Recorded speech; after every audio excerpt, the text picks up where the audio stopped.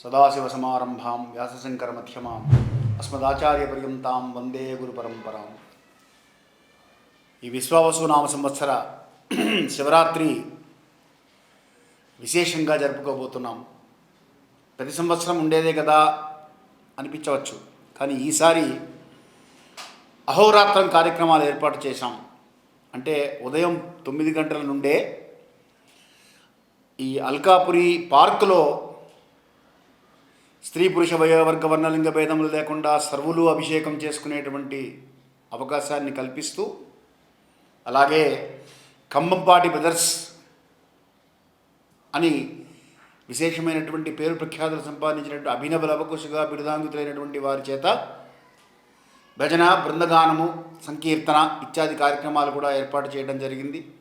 ఉదయం 9 గంటల నుంచి మధ్యాహ్నం 1 గంట వరకు అల్కాపురి పార్కులో ఈ కార్యక్రమం జరుగుతుంది.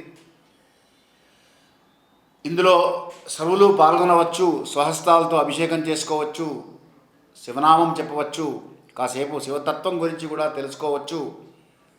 ఆ తర్వాత సాయంకాలం యథాప్రకారంగా గోటేటి కళ్యాణ వేదికలో శివపార్వతుల కళ్యాణోత్సవం 5:30కి ప్రారంభమవుతుంది. కళ్యాణోత్సవం తర్వాత ముందుగా నమోదు చేసుకున్న సభ్యులకు మాత్రమే అభిషేకం చేసుకునే అవకాశం, అక్కడ స్థలాభావం వల్ల 150 మందికి అవకాశం ఉన్నది. కాబట్టి వారికి మాత్రమే ఈ అవకాశం ఉంటుంది. మిగతా వాళ్ళు చూడవచ్చు. శివరాత్రి రోజు అభిషేకం చూసినా పుణ్యమే, ఆ మంత్రం విన్నా పుణ్యమే.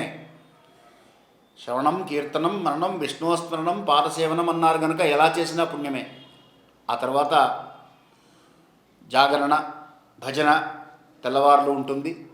ఆ తర్వాత అన్నప్రసాద వితరణ ఉంటుంది.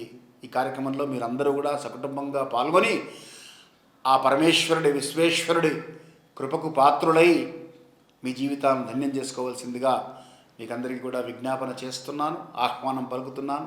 ధర్మస్య విజయోస్తు.